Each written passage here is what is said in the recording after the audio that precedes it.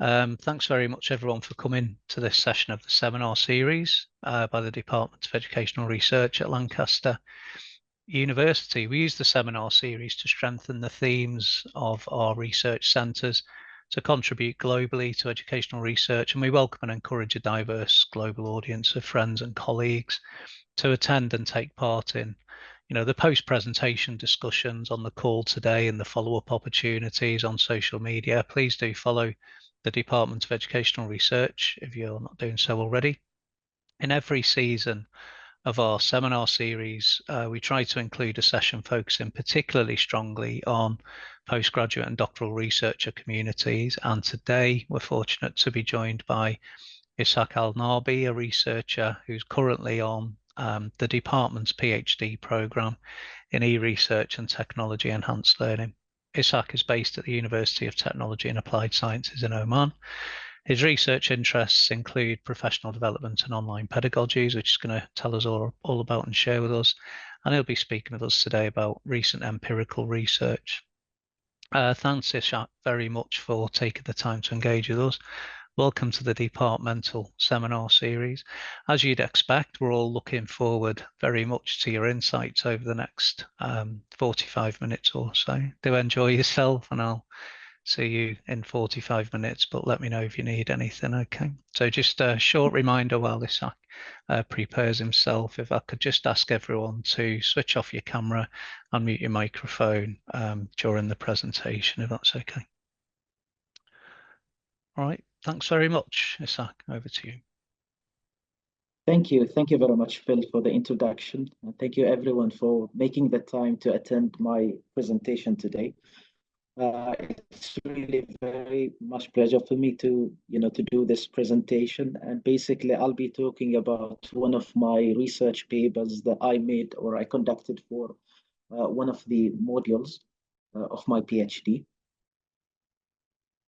So before I just start with my presentation, let me just introduce my institution to you. So I'm basically teaching in this Preparatory Studies Center, the University of Technology and Applied Sciences in Oman, which is a branch of 11 other branches and campuses within the country, with over 70,000 students across these branches. So basically in the center, we are teaching the students a preparatory program to enable them to go for their degree specializations programs. And basically we are teaching them language skills, mathematics skills, IT, and study skills. So in today's webinar, I'm going to look into, and I'll go through the steps of conducting my research paper, looking into webinars and their ability to transform teaching practices during the pandemic. I'll just introduce the topic to you, and I'll be talking about my motives to conduct the research. Moving into the literature review, I'll be talking about webinars, their features and their drawbacks. And then I'll talk about the transformative learning theory, which I used as a theoretical underpinnings for my research. Then I'll talk about the research design, the findings, and I'll end my presentation with talking about the implications and considerations for other higher education institutions, but trying to adopt webinars for professional development practices. So, as you know, the social distancing measures and the university closures that affected all the universities around the world, back in 2020, initiated or led the institutions to adopt, emergency remote teaching. And while teachers were not prepared for emergency remote teaching, they faced a lot of challenges, some of which will be related to adapting the content, learning the new tools, and following online pedagogy. So in our local context, we faced the same issue. And back in beginning of March 2020, a royal decree was announced, and to announce the university closure, and all institutions and higher education institutions, along with public schools, governmental schools, went for emergency remote teaching, leading teachers to have a lot of challenges. And one of them was how they are going to transfer to remote teaching. And because of these issues, we tended to have a lot of webinars organized within the department to help teachers conduct online teaching. Now, in my webinar today, I'm going to use this definition of webinars, which are digital tools used to deliver training and education through synchronous audio-visual communication among remotely located training instructors and participants. And my research really spoke to two contexts or two areas of literature, which are webinars in higher education and the use of webinars for professional development. So before I embark on talking about the research design and the findings, I'll just give you a brief literature review of the current research. So some research focused on why webinars are useful for professional development of teachers, and some research, found that they are really very accessible and cost effectiveness, where, among the top criteria for selecting webinars as mediums for professional development offerings. Now, some research also focused on satisfaction and measuring the satisfaction of teachers involved in these webinars. So the research, indicated a higher satisfaction level among teachers in different, geographical locations. Some research was conducted in Europe, while some also research was conducted in Asia, in China specifically, leading to these results. Now, some research also identified, some positive, different characteristics of webinar that led to, to positive learning results. And these webinars also offered a lot of opportunities, virtual opportunities for interaction, for reflection, and also for problem solving and problem-based learning. As you know, these webinars also allow teachers and trainers to try and practice with different instructional features, and some of them will be, related to, presenting media to other teachers across the globe. Now, the same thing, research has identified some drawbacks to webinars, and most of the research, talked about the technical issues that faced, teachers, institutions, presenters of webinars, like poor internet connectivity. And some teachers also, and some research reported that these sessions were not really very interactive, and some of them were really not very reflective in nature. So now, if we summarize the research conducted on professional development webinars, mostly the research, focused on teachers' attitudes, the characteristics of webinars for professional development of teachers. Some research also, as you said, as you've seen before, focused on satisfaction, usefulness, and accessibility of these webinars. So these were my motivational, factors that motivated me to take the study at that time. We've got a lot of, webinars conducted during the pandemic. Okay? And these webinars, the aim of them was to develop teachers and to make the shift to emergency remote teaching very smooth. Okay, so I asked this research question: how did these professional development webinars help language teachers transform their online teaching perceptions, practices during the pandemic in a higher education institution? So as you can see from the research question here, that I am focusing only on language teachers. I'm focusing on local professional development webinars that were conducted only during the pandemic. And I will talk about the case study and the research methodology in a minute. Now, I followed in this research the transformative learning theory of Jack Misbury, and I found this learning theory a very appropriate one to see whether teachers have really transformed their teaching, perceptions, conceptions about, online teaching and learning during the pandemic. So, as you know, the theory, talks about the process that learners use in order to change their frames of reference, or what he called meaning perspectives, which are the structures or the predisposed expectations that frame how people think, feel, or act upon certain situations. And this change is really important to make these frames really more inclusive, open, and reflective, and really appropriate to change. And this, learning can or this kind of transformation can happen within instrumental learning and communicative learning. Okay? And he developed, a set of different, phases that should be followed, when teachers or students or learners, try to, go through the path of transformative learning. So first of all, they need to reflect critically on the relevant assumptions. Okay, and this can be done through instrumental learning and communicative learning, as I said before. So either using empirical, research methods for reasoning, or using, or communicatively by engaging in a fully informed continuing discourse with other, community members. And then they need to take an action on the transformed perspective. And this will lead later on to integrate this new assumption and acquiring a new disposition. And this can be done by critically reflecting or deeply on, on their assumptions or teachers, others' assumptions. And they need to validate this insight through really active engagement in different discussions. So when we look at it from, the outer face, we can say that it goes through different processes. And for these, teachers or learners to go through these processes, also Missouri, listed a list of 8, steps that needs to be followed when this learning or transformative learning takes place.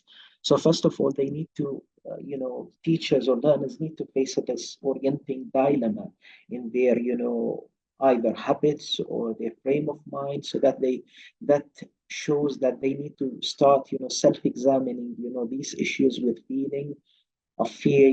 They might cause some anger, the guilt or shame about an existing practice. And they need to follow later on the critical assessment of assumptions to recognize whether, this process of information and transformation to be shared with other people within, for example, a community of practice or within a specific department.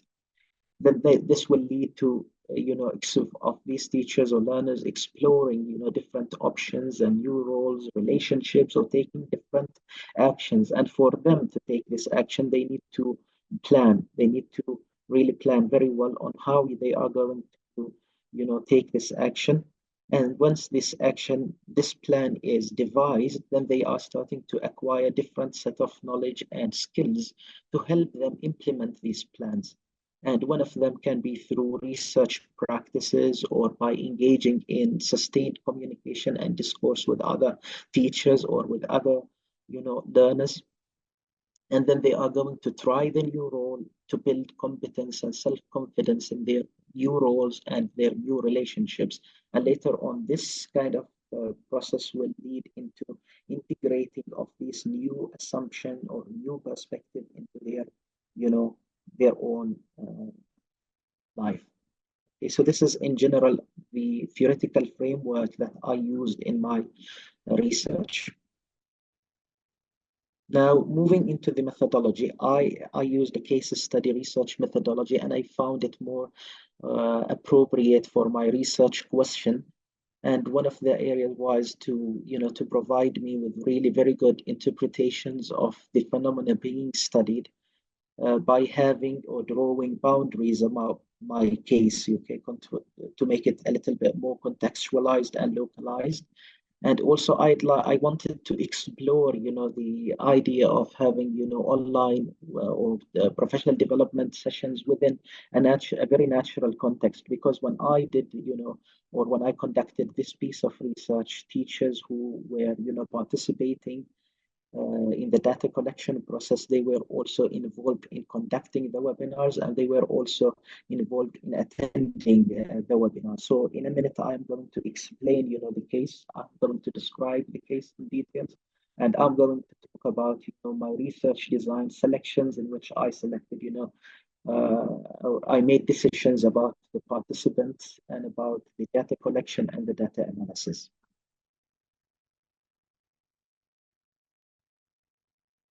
So I made the boundaries, around my case. So I involved only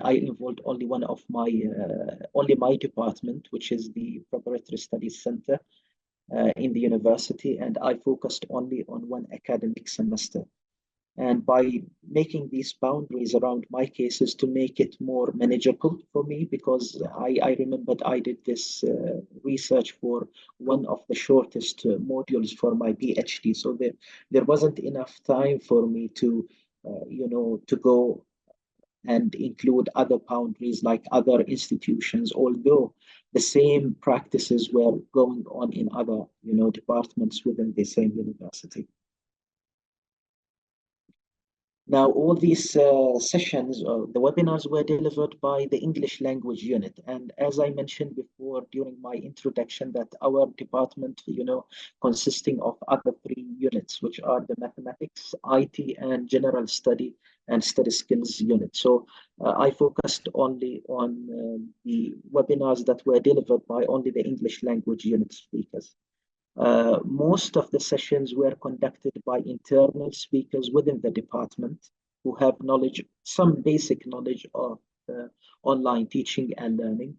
Some of the sessions also featured external speakers, either from Oman or even international speakers talking to us about different, topics, which I'll talk about in a minute of time. The duration of the sessions lasted between 25 to 45 minutes, and the attendance was made obligatory for all teachers to attend. So there was a free slot of time within our timetable to allow us, attend these seminars. As I said before, the seminars were focusing mainly on online pedagogy, teaching platforms, course management system, and online systems. Now, as you know, this has been conducted within the period of the pandemic, within only one academic semester of 15 weeks. So the focus of the sessions were decided upon based on the higher management. So it was a kind of a top-down, I would say, kind of approach to selecting these topics and selecting, topics for discussion within these webinars. Now, I collected my data from 4 language teachers with a different teaching experience ranging from 9 to 15 years of teaching experience. The teachers were of different nationalities and they attended 12 webinars, and one of them presented in 2 webinars.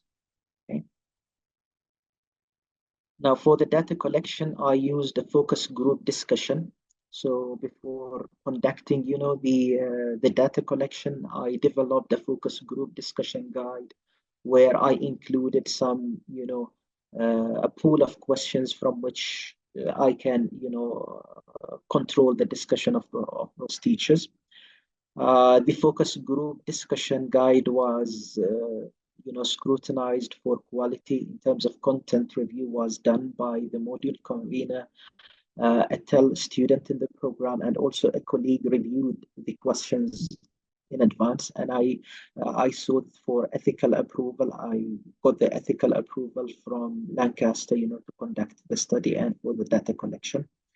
As you know, during the pandemic, all communication was done, virtually. So I used MS Teams, and the data collection or the focus group discussion lasted for an hour.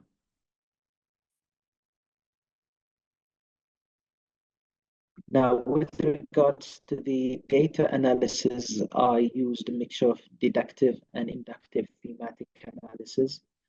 The deductive thematic analysis was grounded, the theoretical framework being used, and it helped me in framing, the themes.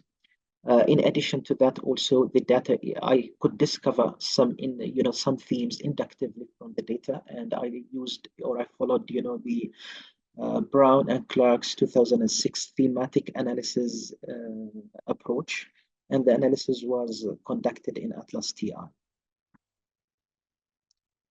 Now, moving into the findings, the data set, indicated that teachers were able to, or the webinars helped teachers in resolving some misconceptions. So previously, teachers were really a little bit hesitant and worried about online teaching and learning, and they have already had some kind of what I would say some superficial, uh, experiences with the online teaching and learning, and they have this, misconception that online teaching and learning always have a lot of difficulties, and these difficulties were categorized by teachers into some of them were like institutional barriers to where teachers were not having good access to online teaching platforms, and some of them were related to cultural issues where students are not used in their higher school studies for online teaching or online learning. Also, some of the teachers or the four teachers participating in the focus group discussion declared that online teaching methods were a little bit very difficult. They wanted, in the regular classrooms, they can do or they can get students engaged in a lot of group work, a lot of collaborative writing and peer feedback. Whereas in online teaching, they thought that these cannot be applicable or can be done, but with huge difficulties. Also, the teachers were really do not have that knowledge, I would say sophisticated knowledge and experience with using online conferencing platforms and the learning management system. And when we discuss these results later on, we will come to know why teachers, had these misconceptions about online teaching and learning during the pandemic. It was really something new for these teachers, so they faced these misconceptions. Now, the webinars indicated, or the data set indicated that those webinars helped them resolve these misconceptions. Also, these webinars enhanced them or enhanced their critical reflection, and the teachers attending those webinars or after attending these webinars, they started really critically reflecting on the online pedagogies. They started to look into the online teaching and learning issues with a very logical sense, and this led also to have a very sustained discussion among the teachers about, you know, these pedagogies. Another point that was also raised by the teachers within the focus group discussion was the students' motivation. So teachers started, thinking about different ways on how to motivate students and how to, get the students engaged using online collaborative learning. So teachers started, exploring the breakout rooms. It was the first time for them to start using them, and also teachers started using different platforms and different plugins within the Moodle program learning management system to to design interactive videos, and some of them started using H5P. Now, as teachers get to explore and reflect on these practices, they started forming really a very good amount of knowledge and skills about these platforms, to the extent that they started themselves, participating and giving other webinars and helping other teachers and providing support to other teachers to use them. And what is really very interesting is that teachers also started to adapt the existing materials, because at the beginning, teachers thought that what we are going to do is just to use the same materials for online delivery. But as they start, attending those webinars, they started reflecting, and they could see that these materials were really not sufficient, or they do not match the nature of online teaching. Now, because of all this, and because teachers started to attend these seminars, they started to, to have different practices of online teaching. So the webinars, help the teachers to, to develop a culture of online pedagogy where teachers, or these four teachers, could identify other teachers who are really specialized, who became specialized, with a certain, pedagogy, for example, or with a certain, teaching approach, or with a certain, platform, and they started to approach these teachers immediately as the webinars were over, or sometimes between the webinars, between classes, to discuss, how they can implement these, new practices. Now, among the new practices that appeared really were the virtual flipped classroom that was really very common among teachers, the use of interactive videos, and we got a lot of teachers, who were, developing these videos using different platforms. And as they are developing these videos, they are learning, and at the same time, all these other teachers within the department started to appreciate what these teachers were really coming up with. Online assessment, we had different issues with online assessment, that teachers were really hesitant to conduct them. But later on, online, assessment became really very common within the department. We had quizzes done virtually in Moodle. We had also assignments submitted in Moodle, and we had, assignments submitted in using MS Teams. Okay. Now, because we were just sticking to traditional way of teaching, there were some what I would say, some initiatives of conducting some online, training to teachers, but these initiatives were not really received really very well by teachers, because at that time there was no need, because the curriculum being used and the teaching approaches were, face to face. Now, these webinars also formed a new assumptions among teachers, or new practices, by having, them, or providing them with different opportunities for sustained discussion. And later on, the department decided to create, their own account within social media accounts, where teachers continue discussing, or sharing their best practices. Now, the teachers also within the focus group discussion, provided or put forward some recommendations for future webinars within the department. So the webinars were done by, as I said before, on a top-down kind of approach, where the management selected these topics for discussion, selected, the time and everything, okay, and they imposed them on teachers and forced all the teachers to attend during that, that semester. Okay, but later on, we developed a needs analysis form that teachers, put forward their needs ahead of time, so that we can find very good resource people to speak within this webinars. Now, this is one of the recommendations. One other recommendation was to have follow-up webinars for hands-on practice sessions. Some teachers said that, we had very practical sessions, but the presenter asked us to develop a kind of, let's say, a kind of tool to be used, or a kind of an intervention for our class, or they asked us to develop a kind of a quiz.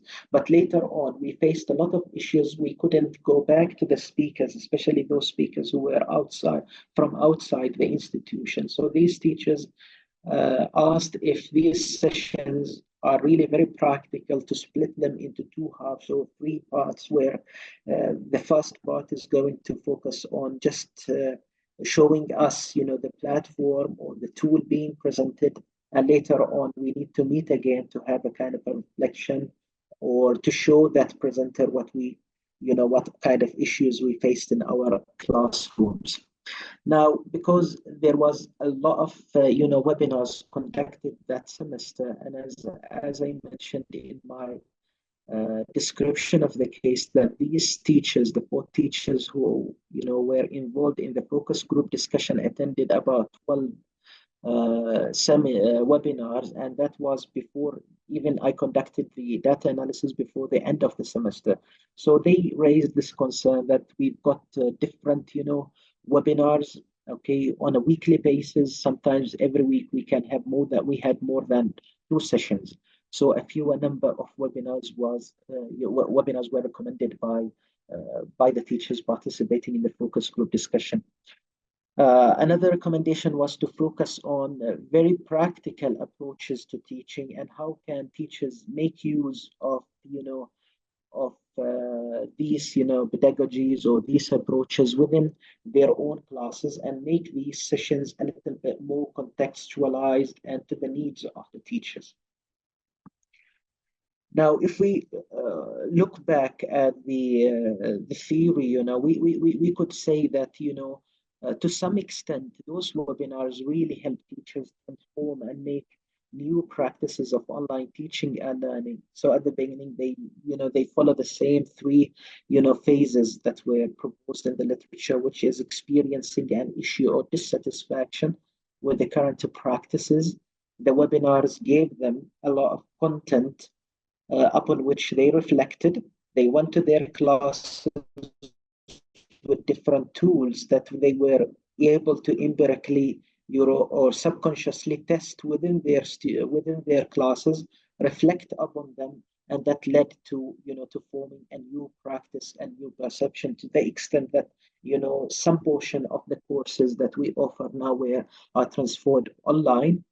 The platforms which are, the learning management systems which we use, the Moodle and the MS Teams, are being used by teachers nowadays on a very regular basis.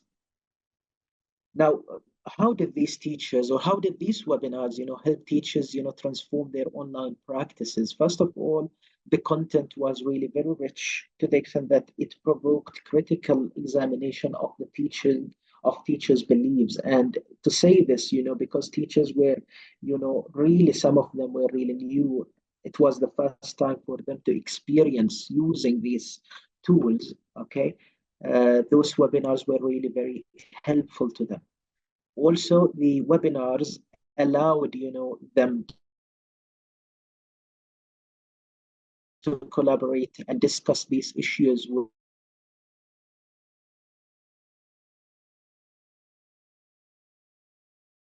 with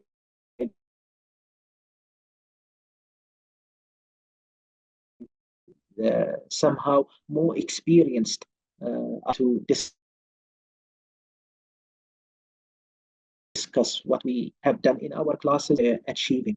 And this was also a very good opportunity for communicative reasoning and instrumental reasoning. Although, the communicative, learning was more than the instrumental learning. And this is because, teachers did not have sufficient time to, to implement all what have been said within these webinars.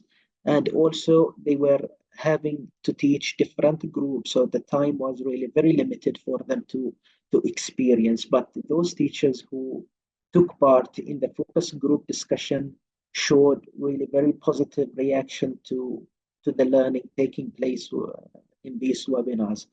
They have tried almost the different tools that were presented in these webinars. Now, in addition to these, the list of features that I have just listed in the previous slide, teachers' traits, the kind of open-minded and able to integrate these new perspectives into their own teaching might have also contributed to the successful of these webinars. At the same time, the Center of Preparatory Studies were, during the stage of providing or writing the audit report for the program to be audited. So there was a very big local demand for higher quality standards in teaching. And because we were teaching students, who are going into their degree program, there was a lot of pressure on us to improve the quality of teachers and improve the quality of teaching standards within the department. And this is what contributed also to the success of these webinars. During that semester and just one semester before the hit of the pandemic, there was a very serious call for involving teachers in the research. So the majority of the teachers in the center are MA holders, with some portion of teachers, who got their PhD or who are in the process of doing their PhD. So there was a kind of a pressure from the management to involve teacher in researching, daily practices of teaching and learning. So these webinars offered, the pandemic offered them with really a very good environment for them to go for this research. Now, I would also say that making these webinars mandatory was also one of the factors that aided the transformation perceptions of these teachers. Now, the management systematic intervention and having these, what I would say, these platforms available across all the teachers also might have helped in transforming the learning practices in the department. The nature of the courses that were offered, and to maintain that level of consistency among all the groups for each course was also a factor that helped teachers in gaining a lot of knowledge and skills out of these professional development webinars. Now, the data set also revealed that teachers' workload could have also contributed and hindered, the maximum, limit of transformative learning for teachers. Teachers were teaching, different groups at the same time, in addition to having a lot of administrative tasks. Now, the nature of online, teaching also posed some kind of additional workload on teachers. So teachers were required, to videotape, some of their sessions. They were required, to help the course coordinator. So we run 11 different levels of the program, and each level is managed by one coordinator. So that coordinator was in charge of, developing the materials, adapting the teaching material. So that posed a lot of workload on teachers. Another thing was lack of the online teaching and learning policy. At that time, we didn't have teaching and learning policy for online and virtual classes. We had a document outlining, the roles of teachers, the roles of program coordinator in the use of Moodle, but that was not sufficient, enough for us to manage the shift to emergency remote teaching and remote teaching within that period.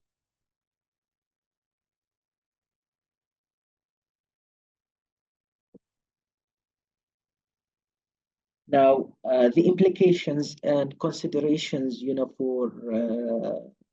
for my institution and for similar institutions that also offer webinars for their teachers as professional development offerings, those webinars need to be customized based on really very systematic needs analysis and the teaching situation in each institution.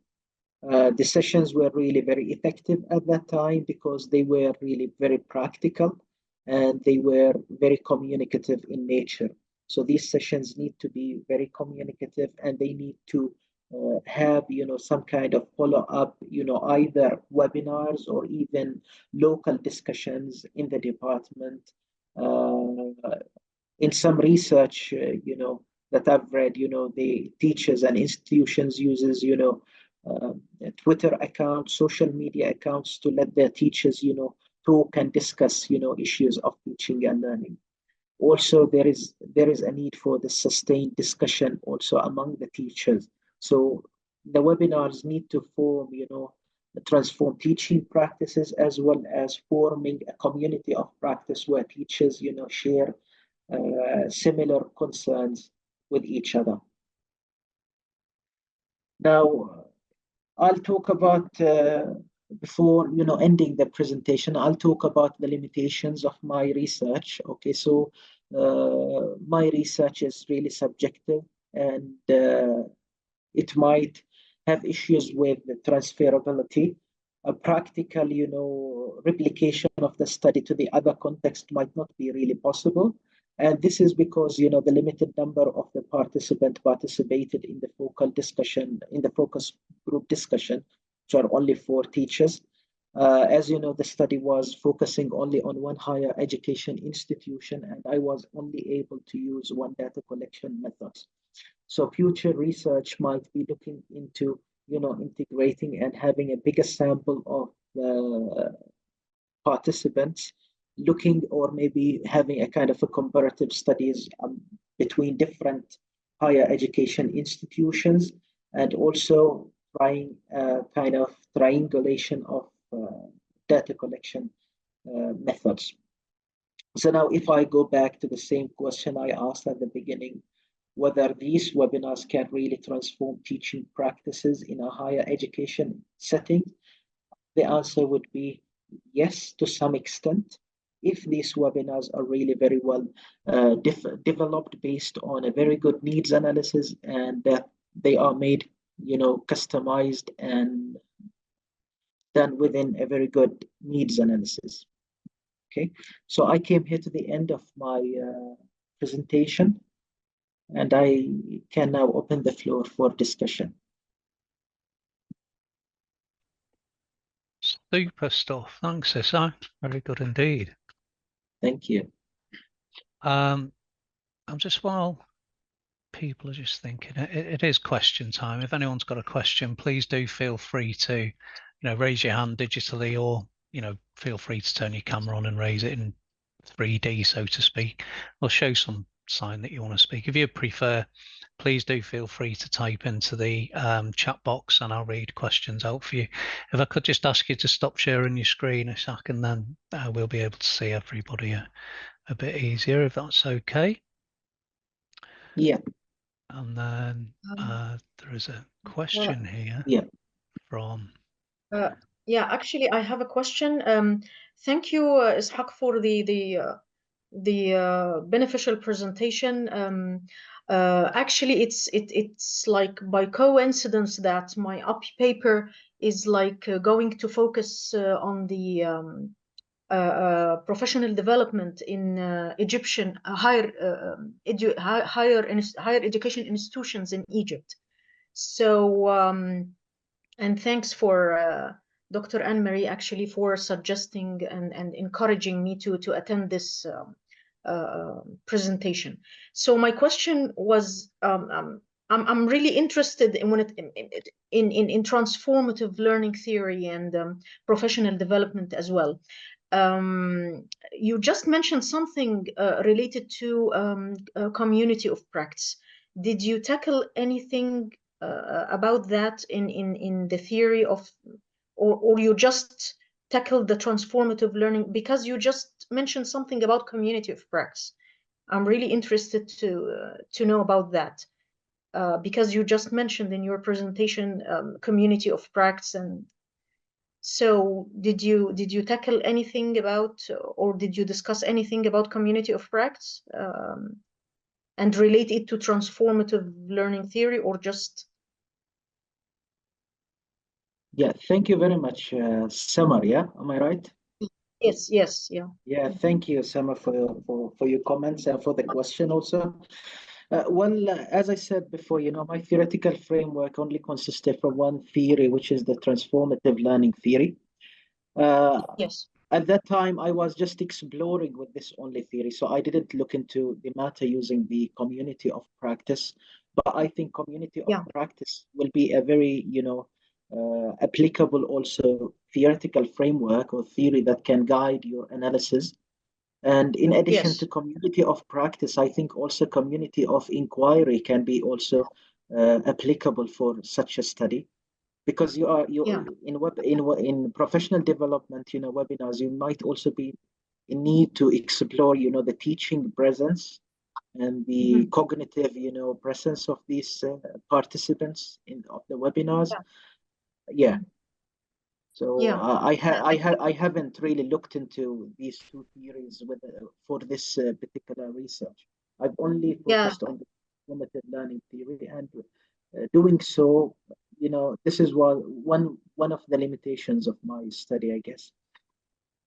Yeah, thank you very much. Yeah, I thought it was like included in somewhere in No, the thesis or paper. Yeah, thank you very much.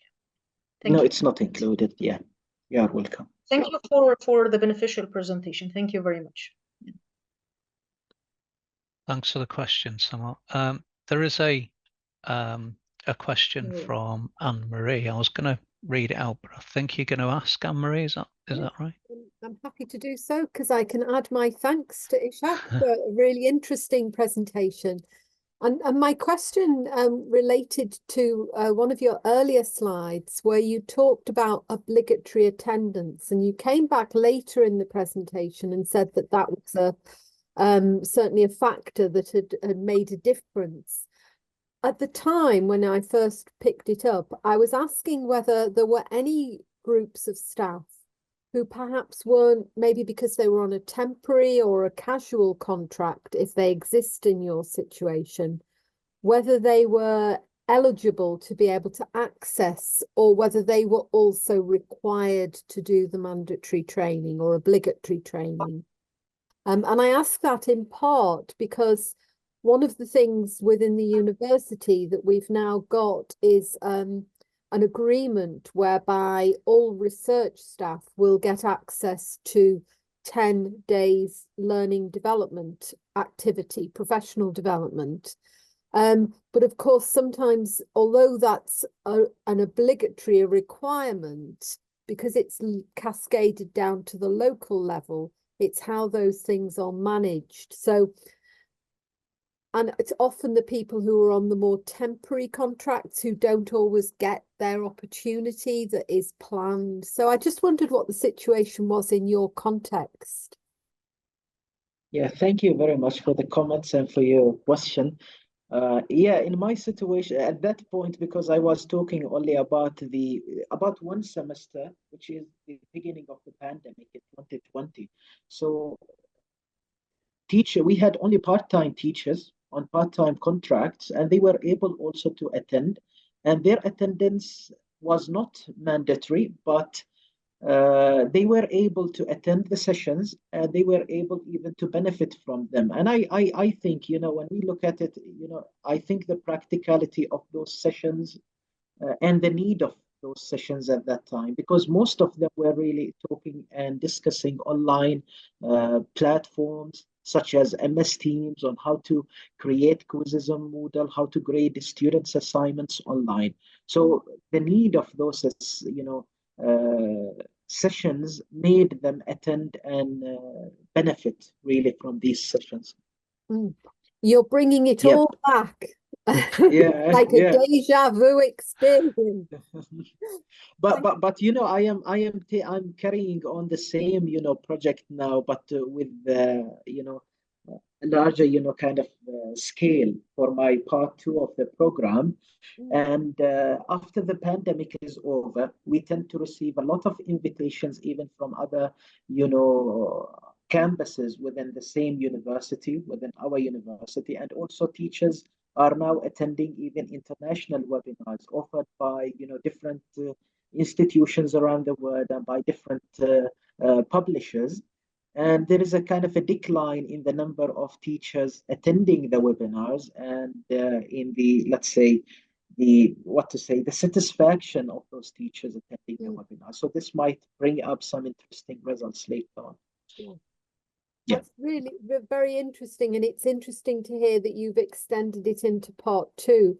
I guess it's something perhaps just to think about as you continue to move forward are there some of the equality related agendas around whether people are getting the opportunity or whether they're doing that in their own time in order to keep on top of things, and where the sort of balance of arrangements are in that respect. But really interesting, Ishaq. Thank you.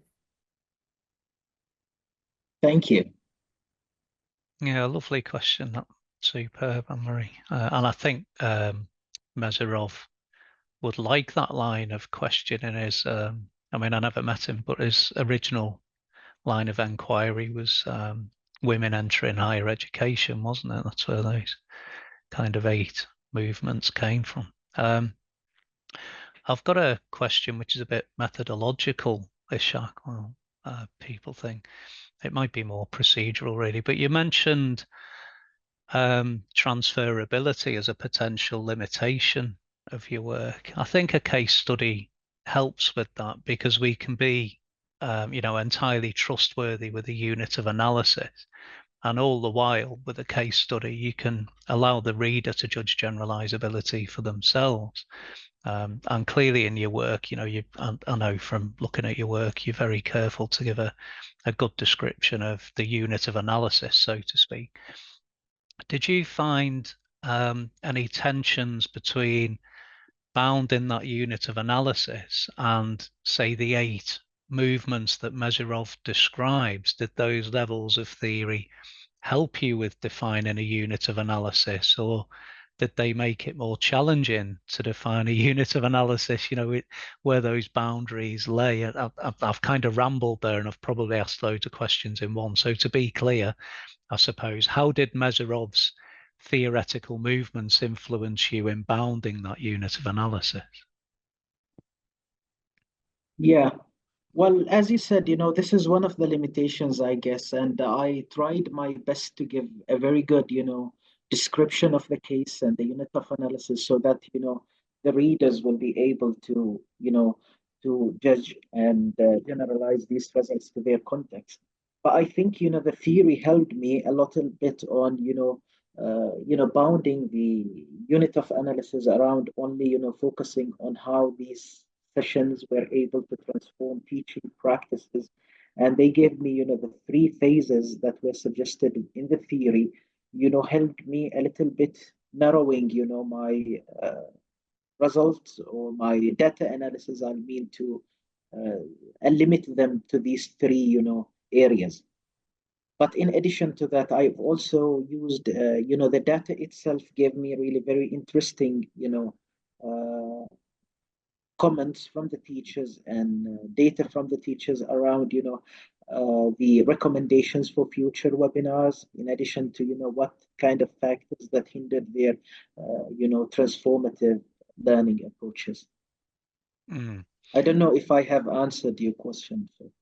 I think you have, yeah. I mean, it's not a kind of, I don't suppose it was ever a question to be directly answered. It was just to kind of draw out a bit of discussion, really, because I'm really interested in that.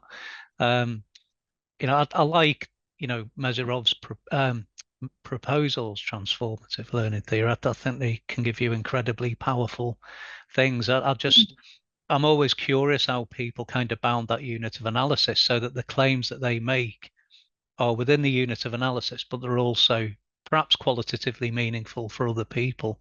And I do kind of empathize with researchers who kind of think, well, this looks great. This looks like just what will make a real difference to this practice. But then when it comes to saying, oh, I can't make claims based outside this unit of analysis, how do I even bound it? Do you know what I mean? And I think I had that question in my mind, and then when you said this is actually a limitation of the research, I think you can claim that unapologetically. I don't think you'll ever get around it, and I think a case study can actually help, because we can just be utterly trustworthy, and then leave the reader to decide generalizability for themselves. I don't want to monopolize on the time, but I'm going to ask a couple of questions while people are asking. I think Kathy might have a couple, but she's probably waiting for other people to ask out of politeness, really. So I think you said you've applied for a conference or submitted to a journal. I can't quite remember if it's one or both. Did you have any other ideas about further research that this is going to lead to? Well, I really thought, because you taught me I need to acknowledge this also, Phil, that I participated in this, let's say, paper by having your comments and review. And also I'd like to acknowledge my peer reviewers who reviewed the paper for me, and I really got it published in a journal article. And one of the things that really I wanted to pursue based on this paper is to involve these teachers in a change laboratory. Okay, and I really read a lot about this methodology, but later on, you know, it's a bit really very difficult in our situation because of sustaining, you know, the group of teachers for, you know, different prolonged, you know, kind of intervention. So I wanted really, in fact, to investigate what kind of specific features or specific media that can help these teachers, you know, extend their critical reflection and extend, you know, their transformative learning using a change laboratory. And I had a discussion with some of our colleagues also in the program of the same methodology, which we found it's a little bit, you know, difficult to be implemented because of the number of the participants and the fact that we need to retain them for, you know, for the whole intervention. Is that so this next step that you're taking with a change, Yeah. well, a research interventionist approach, is that because you want to enact change and this approach won't kind of let you do that, I suppose? Yeah. Okay. I mean, that'd be fascinating. I'll certainly keep an eye out for that. And it's interesting that, you know, one kind of methodology has been a segue into another kind of methodology. But I really don't just want to turn this into me asking the questions that I'm interested in. Just let me check. I think Anne-Marie, you've had another question. I'm very happy to ask another question. So obviously there was the English language teachers that were the main focus of the study that you were sort of sharing on. And I wondered if you'd got any thoughts about whether that common bond that they all had, even though coming from different disciplines, whether that gave you, you know, whether that was one of the other reasons why it might have been successful. And then relatedly, within your English language teachers, they probably were working with students who had come from different disciplines and different backgrounds. And so whether what was being covered in the webinars, seminars, professional development sessions were more or less relevant to English language teachers of particular disciplines. Does that make sense? Yeah. Well, I think the you know, the homogeneity of the teachers, you know, the participants in the data collection, you know, my research, and even within the attendees of those webinars, you know, made them a little bit bound together and make those webinars a little bit more practical for them. Okay, we had even teachers, you know, the message got spread, you know, among other departments, and we've got teachers coming after the webinars asking those presenters about how did they, let's say, used that certain kind of tool. You know, so this might be also another factor, I guess. Yeah, no, that's very interesting. And in some way, that links back to Samar's earlier question around communities of practice, in the sense that actually some of those English language teachers almost became brokers for entering into other communities to be able to tell them and share with them what they'd been learning. So that's really interesting. Yeah, thank you. I see Kathy's appeared, so she may well have a question. Thank you, Animal. I'll leave that to Phil. Sorry, Phil. Yeah, she has to say something, I guess. Thanks, Anne-Marie. I'm sure Kathy's going to add something incredibly insightful. That the rest hear me? You can see me, but can you hear me? After you, Kathy. Can you hear me, Phil and Ishaq? Hi, Kathy. Am I heard in the room? Hi, can you hear me? Yes, you can. Excellent. I've had such trouble with sound on Zoom, not on anything else, but just Zoom today. So sorry about that. I was going to ask a very basic question about one of your slides earlier in the presentation where you mentioned interactive video, and I wondered what was meant by interactive video in your context, Ishaq. Yeah, interactive videos. I meant like teachers try to to develop videos that have different segments.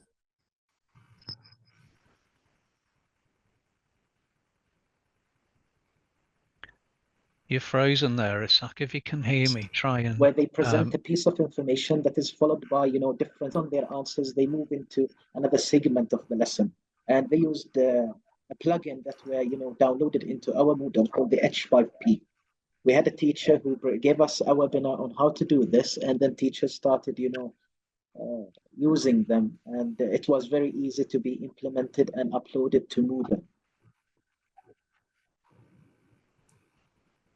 Thank you.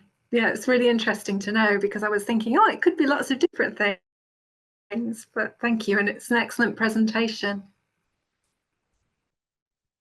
Thank you, Kathy.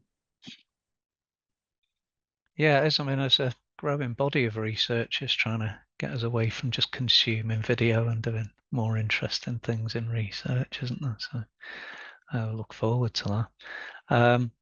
I'll just ask, unless anybody else is going to ask, and unless I've missed any. So yeah, one final question, Samar, please. please do Sorry, go ahead. I'm just like I don't want to bother you more, but this is important for me to You're ask. certainly not bothering you. Take your Yeah. time, Samar, ask away. You can ask as many as you like. Yeah, thank you.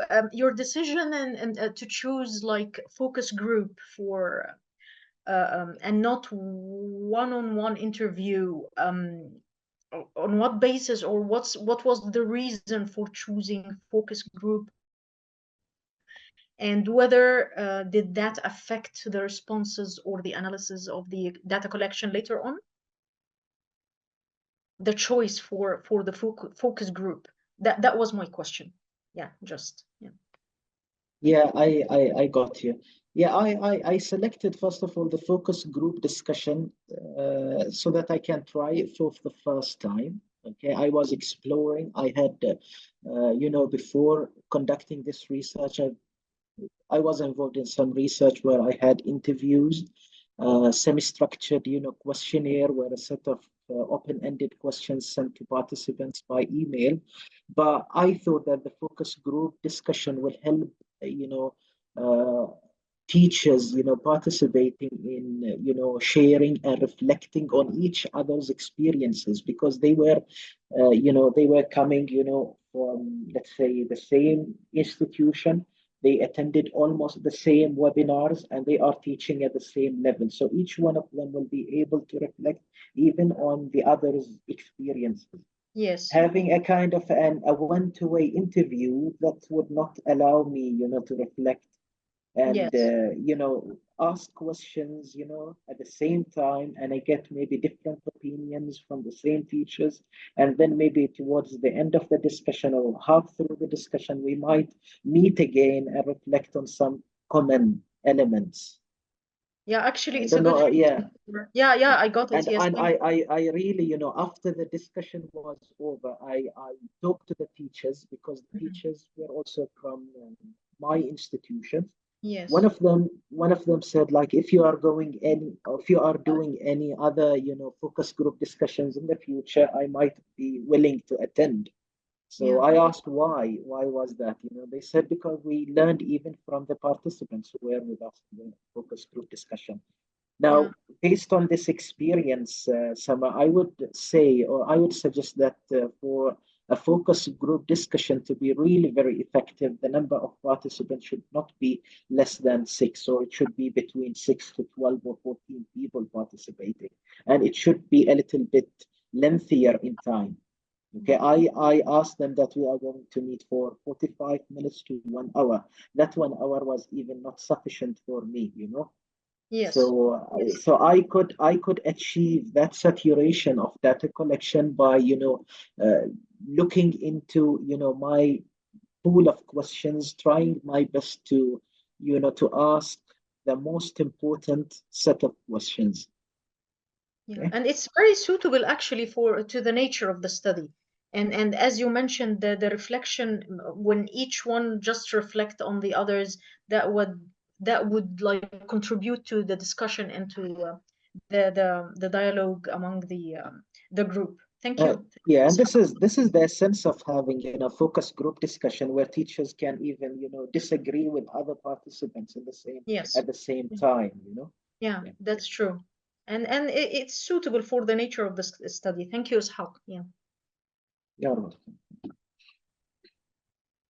I mean, please do ask away, Samar. I mean, Samar, Marwesh, and Patricia are probably the most important people on the call at the minute, I would have thought, in terms of asking things. So please do feel free.